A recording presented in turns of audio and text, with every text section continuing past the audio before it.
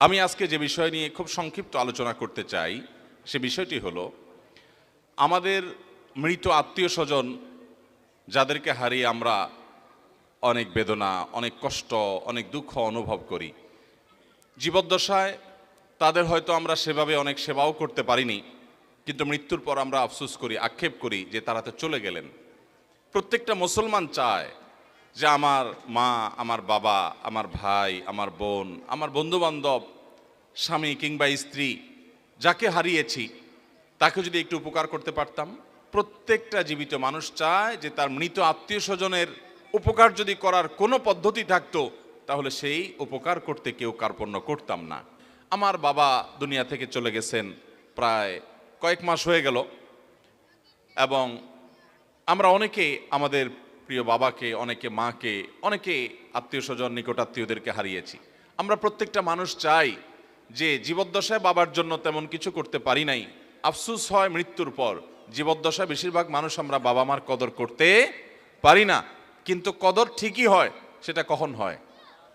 মৃত্যু বরণ করার পর। কত বড় বটগাছ মাথা থেকে সরে যায় সেটা বাবাকে হারানোর পর বোঝা যায়। কত বড় ছায়া মাথার উপর থেকে সরে যায়, কত বড় আপন মানুষকে আমরা হারিয়েছি সেটা আমরা অনুভব করতে পারি, টের পাই কখন? যখন আমাদের মমতাময়ী মা দুনিয়া থেকে চলে যায়। ভাইরা আমার, যাদের মা বাবা জীবদ্দশায় আছে, করজোড়ে মিনতি করি এই বটবৃক্ষের কদর করবেন। হারিয়ে গেলে আফসোস করবেন, কিন্তু আর ফিরে পাবেন না। অতএব আমাদের জীবিত বাবা মা, জীবিত প্রতিটা আপনজনকে আমরা কদর করার চেষ্টা করব। আল্লাহ আমাদেরকে তৌফিক দান করুন।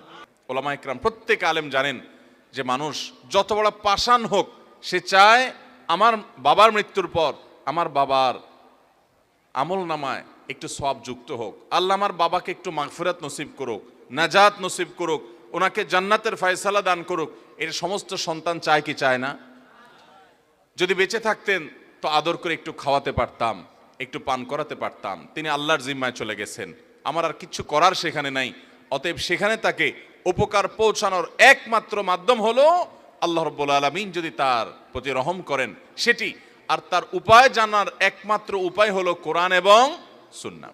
মৃত ব্যক্তিদের জন্য আমরা জীবিত হিসাবে যে উপকার করতে পারি সেটা মৌলিকভাবে সবচেয়ে বড় বিষয় হলো মৃত ব্যক্তির জন্য দোয়া করা। দোয়া করা এটা এত বড় উপকারী একটা কাজ যে নবী করিম সাল্লাল্লাহু আলাইহি সাল্লাম বলেছেন, মানুষের মৃত্যুর পর বারজাখী জীবন মানে হলো মৃত্যুর পর কবরস্থ হলে কবরে, বা মানুষের ধ্বংসাবশেষ যেখানে যে অবস্থায় থাকে সেই জীবনটাকে বলা হয় হলো বারজাখী জীবন। বারজাখী জীবনে আল্লাহ রাব্বুল আলামিন মানুষকে জান্নাতি হলো জান্নাতের নেয়ামত, আর জাহান্নামী হলো জাহান্নামের শাস্তি তাকে ভোগ করান, এবং সেটা অলৌকিকভাবে হয়, অদৃশ্যের বিষয়, আমরা সেটা অনুভব করতে পারি না। একজন মানুষ আগুনে পড়ে ছাই হয়ে গেছে, তার ধ্বংসাবশেষ ছাইয়ের সাথে মিশে গেছে, ওই অবস্থায় আল্লাহ রাব্বুল আলামিন তাকে জান্নাতি হলে জান্নাতের নেয়ামত ভোগ করাবেন। আমরা যেটা টের পাবো না, মাটির সাথে মিশে গেছে, ওই অবস্থায় আল্লাহ তাআলা জান্নাতি হলে জান্নাতের নেয়ামত ভোগ করাবেন, জাহান্নামী হলে জাহান্নামের নেয়ামত তাকে ভোগ করতে বাধ্য করবেন, কারণ সে বারজাখী জীবনে আছে। আল্লাহ বলেছেন, ওয়ামিন ওয়ারাইহিম বারযাখুন ইলা ইয়াউমি ইউবআসুন। মানুষের মৃত্যুর পর কিয়ামতের আগ পর্যন্ত যে জীবন থাকে, এই জীবন বা এই পিরিয়ডটাকে বলা হয় বারজাখী জীবন। এই বারজাখী জীবনে একজন মানুষ যদি জান্নাতি হন, অর্থাৎ জান্নাতের সাথে তার কানেক্টেড করে দেওয়া হয় তার কবরকে, তখন সেই ব্যক্তিকে জান্নাতি হিসাবে যেই ক্লাসের জান্নাতি, যেই শ্রেণীর জান্নাতি, হঠাৎ করে তার জান্নাতি হিসাবে তার শ্রেণীটাকে উন্নীত করে দেওয়া হয়, প্রমোশন করে দেওয়া হয়। তিনি অনুভব করতে পারেন যে আমি এখন আর আগের জান্নাতে নাই, বরং তার চাইতে আপার ক্লাসের জান্নাতে আছি। তখন সেই ব্যক্তি জিজ্ঞাসা করেন, হাদিসটি ইবনে মাজাহ বর্ণিত হয়েছে, সে ব্যক্তি জিজ্ঞাসা করেন ফেরেশতাদেরকে, কোত্থেকে এটা হলো? আন্না হাদা, এই যে আমি আগে যে নেয়ামত ভোগ করছিলাম, এখন আমাকে আপার ক্লাসের জান্নাতি করা হলো, আমার নেয়ামতের ধরন উন্নীত হয়েছে, আমি বুঝতে পারছি, কিন্তু আমি তো মৃত্যুবরণ করেছি, আমার তো আর আমল করে জান্নাতের নেয়ামত বাড়ানোর বা আমার ক্লাসকে উন্নীত করার ক্ষমতা তো আর নাই। মৃত্যুর সঙ্গে সঙ্গে সব তো বন্ধ হয়ে গেছে। ইযা মাতাল ইনসান ইনকাতা আনহু আমালু, হাদিসে আসছে, মানুষ যখন মৃত্যুবরণ করে তার আমলের দুয়ার বন্ধ হয়ে যায়। তাহলে আমার তো আমলের দুয়ার বন্ধ হয়ে গেছে, আমি তো অলরেডি মৃত। তাহলে কিভাবে আমার কবরে, আমার বারজাখী জীবনে আমার জান্নাতটার ক্লাস উন্নীত করে প্রমোশন করে দেওয়া হলো? কোত্থেকে এটা হলো? সেই কবরবাসী অবাক হয়ে ফেরেশতাদেরকে জিজ্ঞাসা করেন। তখন ফায়ুকাল, তাকে বলা হয় তোমার আমল করার আর সুযোগ ছিল না এবং তোমার ক্লাস উন্নতি করারও সুযোগ ছিল না, কিন্তু একটা দরজা খোলা ছিল। কয়টা দরজা খোলা ছিল ভাই? একটা দরজা খোলা ছিল। সেটা কি? বিস্তিগফারি ওয়ালাদিকা লাক, তোমার সন্তান তোমার জন্য আল্লাহর কাছে ইস্তেগফার করেছে, চোখের পানি ফেলে কায়মন বাক্যে হৃদয় নিংড়ানো দোয়া দিয়ে রব্বে কারীমের কাছে দোয়া করেছে, ও মাবুদ, ও মালিক, আমার আব্বাজান দুনিয়া থেকে চলে গেছেন, আমার মা চলে গেছেন, আমার ভাই চলে গেছেন, স্বামী স্ত্রী চলে গেছেন, আমার অমুক আত্মীয় স্বজন চলে গেছেন, আল্লাহ আমি তার পক্ষ থেকে আপনার কাছে ক্ষমা প্রার্থনা করছি। তিনি আর নিজের জন্য দোয়া করার ক্ষমতাও রাখেন না, তিনি আর তার আমল নামাতে একটি সুবহানাল্লাহর সওয়াবও অ্যাড করার ক্ষমতা রাখেন না। তিনি 2 রাকাত নামাজ পড়ে সেই সওয়াবটা তার আমল নামায় যুক্ত করবেন সেই ক্ষমতা আর রাখেন না। ও মালিক, তার সমস্ত আমলের দুয়ার বন্ধ হয়ে গেছে, আমি তার পক্ষ থেকে আপনার কাছে দোয়া করি, আপনি তাকে মাফ করে দেন, আপনি তার প্রতি রহম করেন, আপনি তাকে ভুল ত্রুটি মাফ করে জান্নাতি হিসাবে মর্যাদা দান করেন।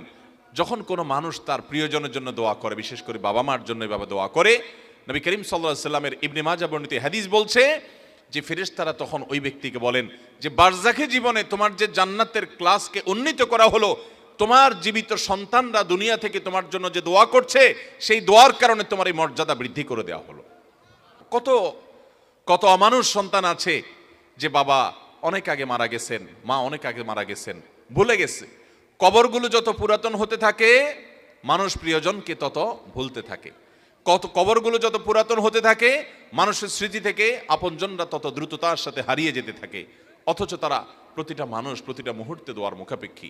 মোহতারাম হাজরিন, অতএব আমাদের বাবা, আমাদের মা, আমাদের আপনজন দুনিয়া থেকে যদি চলে যায়, তাদের জন্য আমাদের সবচাইতে বড় করণীয়, মূল করণীয়, প্রধান করণীয় হলো যে আমরা তাদের জন্য আল্লাহর কাছে দোয়া করব। কি করব? ইনশাআল্লাহ দোয়া করব। আমাদের মুর্দাদের জন্য আমাদের দোয়া করতে হবে, চোখের পানি ফেলতে হবে। ভাইরা আমার, বাবারা আমার, আমাদের দাদা দাদি, নানা নানি, তাদের বাপ দাদা, আমাদের নিজেদের আপন, আমাদের কাছের আত্মীয় স্বজন এবং আমাদের বাবা মা, আত্মীয় স্বজন সহ বন্ধু বান্ধব, পাড়া প্রতিবেশী, আরো যারা দুনিয়া থেকে চলে গেছেন, তাদেরকে আমরা যদি উপকার পৌঁছাতে চাই, আল্লাহর শপথ করে বলছি, সবচেয়ে বড় উপায়, সবচেয়ে বড় মাধ্যম হলো আপনি নিজে আল্লাহর কাছে একটু হাত তুলে চোখের পানি ফেলেন, নামাজ পড়ে 2 রাকাত, অথবা যখন আসেন, এমনকি বিনা ওযুতেও সম্ভব, আপনি ভোর রাতে নামাজের আগে পরে অবসর সময়ে, শুক্রবারে, বিশেষ করে আসরের পরে শুক্রবারে বা যে কোনো সময় আপনি 2 হাত তুলে, অথবা হাত তোলার সুযোগ নেই, আপনি হাঁটছেন। আমি কিন্তু আমল করি ভাই, আমার বাবা দুনিয়া থেকে চলে গেছেন, গভীর রাতে মাহফিল শেষ করে বাসায় যাই, হঠাৎ বাবার কথা মনে পড়ে, আর সাথে সাথে আল্লাহর সাথে কথা বলা শুরু করে দেয়। আল্লাহ, আমার আব্বাজান আজকে বেঁচে থাকলে কত আমল করার চেষ্টা করতেন, কোনোদিন দেখি নেই আমার আব্বাজান রহমতুল্লাহ আলাইকে জীবনে একটা দিনও দেখি নাই যে কোরআন তেলাওয়াত ছাড়া তার দিনটা কেটেছে, কোনোদিন দেখি নাই। কোরআন তেলাওয়াত কোনোদিন করতে পারেন নাই সারাদিন ব্যস্ততার কারণে, রাতে এসেছেন বাসায় অস্থির হয়ে গেছেন, আমার কোরআন তেলাওয়াতটা করতে হবে। আমল কখনো ছাড়েন নাই। আল্লাহ, আজকে আর তিনি এগুলো কিছুই করতে পারছেন না, তার আমলের দুয়ার বন্ধ হয়ে গেছে চিরতরে। মালিক, সন্তান হিসেবে বাবার জন্য দোয়া করছি, আপনি তাকে মাফ করে দেন। আল্লাহ আমাদের সবাইকে তৌফিক দান করুন।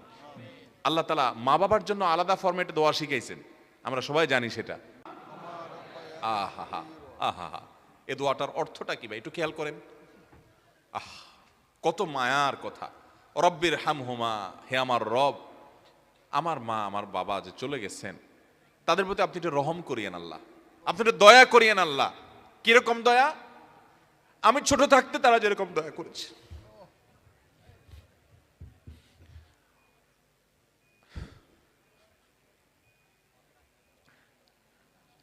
আমাদের বাবা মা বাচ্চাদের প্রতি কতটা মায়া করেন, যারা সন্তানের বাবা হয়েছেন তারা সবাই টের পান কি পান না?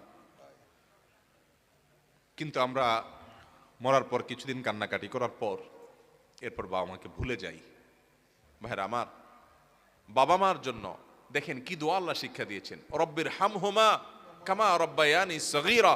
আল্লাহ, আমাকে ছোটবেলায় আমার মা যে মায়া করেছেন, আল্লাহ আব্বা জান যে মায়া করেছেন, যে স্নেহ করেছেন, নিজের শরীরের চামড়া দিয়ে যদি জুতা বানিয়ে দেওয়া হয়,